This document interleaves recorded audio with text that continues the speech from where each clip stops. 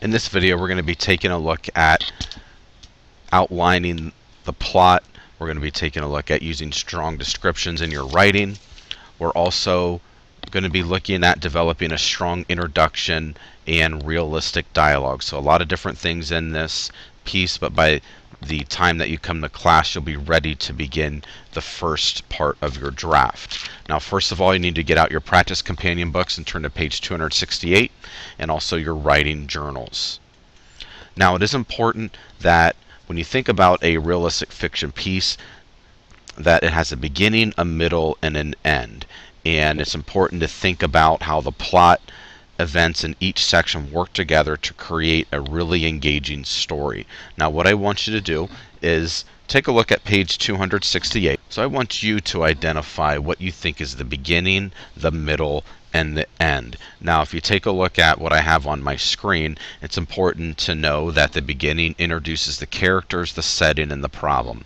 The middle presents more details about the problem, shows the main characters working to find a solution to the problem, and also the end has the characters resolving the problem.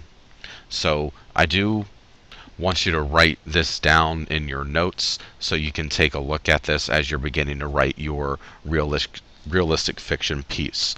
So figure out the different parts, and then we'll talk about it within class today. So find the beginning, middle, and end on page 268, the writing model. So pause the video now.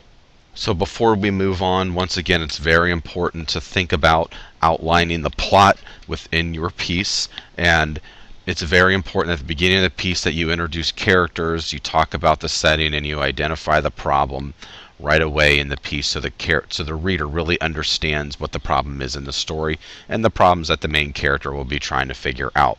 Also, the middle has to present more details about the problem. You want to show the main characters working to find a solution to the problem, and as I said before, by the end, the characters do need to resolve the problem. We are not doing a to be continued to our realistic fiction piece, so the problem does need to be resolved. So thinking about the class story that we're kind of going through together here, I may think, what if Tina and Faith agree to visit the college and the Coast Guard Academy together and compare them? So what that would do, that would create two plot events in the middle that could help them resolve the problem at the end of the story. So these are the types of scenarios that you need to begin thinking about. Realistic scenarios, ones that are not unusual necessarily, but can help solve whatever problem is happening in your story. Now, the next important piece of a realistic fiction story that you'll need to think about is making sure that you have strong descriptions. Okay, it is very important that in addition to placing plot elements in the correct order, that you need to make sure to describe the character, setting, and plot so that the readers can visualize them accurately. Okay? Now, in order to do this, you might need to do some research to find some realistic details about your setting. So, if your setting's in Atlanta, you may need to do some research on Atlanta. And you may find out that it's very hot in the summer, so you would describe how Atlanta is hot, for example. It is important that you do include sensory language, some sight, sound, smell, touch, feel, possibly figurative language, some similes, metaphors, onomatopoeias, and so on. So for example, if I'm thinking about this, I'll need to describe the Coast Guard Academy as one setting in my story. So I may need to do some research on the Coast Guard Academy. I need to choose my words carefully because the description needs to be brief. I do some research and I found that it is in New London, Connecticut, along with the Thames River. So it's spring when Tina and Faith visit, so I'll include details to show that as well. So you can see that it's very important to be descriptive so your reader really can understand and really visualize and see what you're talking about within your story. Now we're going to take a look back at the writing model on page 268 and notice that part of a realistic element in fiction is the way characters talk and communicate with one another. Now, it is important to look at that writing model and see how Jared and his sister do communicate, and you can see that the author sets up the problem as if we were right there with Jared It gets us interested in the plot. It helps us relate to Jared's emotions later on in the story. Now, as you take a look at page 268, I do want you to answer these 3 questions, and we'll go over them in class. About what does this dialogue tell us about how Jared and his sister get along? Did you find Jared's dialogue to be believable? And how does the author show how Jared is feeling as he talks with Joan? So take a look at these specific questions and really focus in on the dialogue and so on within page 268, and we'll go over your answers in class. Now, the next piece of a realistic fiction that we're going to talk about is a strong introduction. Now, you know that I'm very big on having strong introductions, and you should think of ways to engage and interest your reader right away. And without doing this, will not encourage your reader to read on. However, if you get them engaged, they'll be very excited about your piece and really focus in on what your piece is about. So if I'm thinking about this and how to make a strong introduction, I need to let the reader know that there is a problem, but I want to show how it affects the characters first. So I'll use the setting of a softball game to add some excitement in the intro paragraph.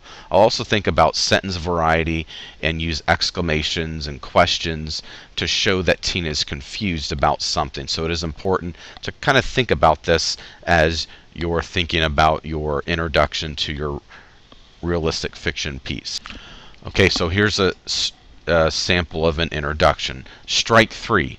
Tina couldn't believe she had missed the pitch. What was wrong with her today? She was the team's top hitter, and this was her 2nd strikeout of the day.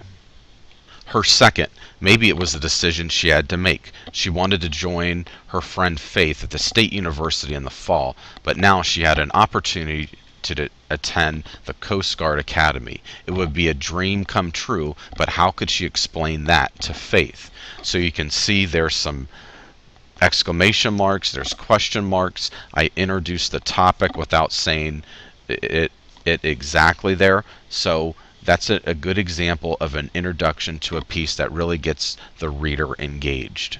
So the final part we're going to take a look at is realistic dialogue. So we've talked about an introduction, we've talked about a lot of different things in this video, so we're going to take a look at realistic dialogue. And it is important that realistic characters speak to one another in ways that reflect their personalities and the situations that they're in.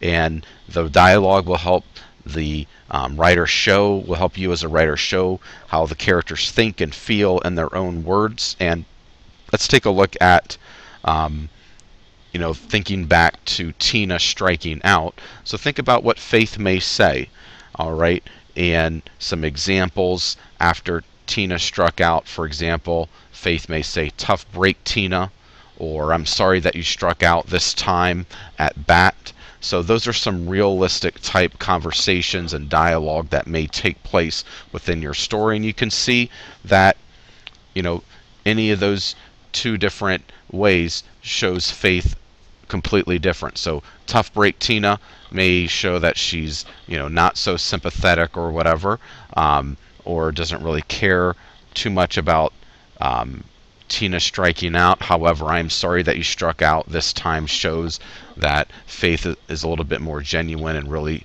caring about her friend Tina striking out. Now, as you come to class today, you're going to begin drafting your realistic fiction story. It is important to include an engaging introduction like I showed you. You're going to be using your story map and character web to remind you of the key ideas and events. Also, focus on structure of your story as well as the descriptions of your characters and setting. Make sure that you have realistic dialogue with your characters as well. So this concludes the video. If you have any questions about these concepts, please come and see me.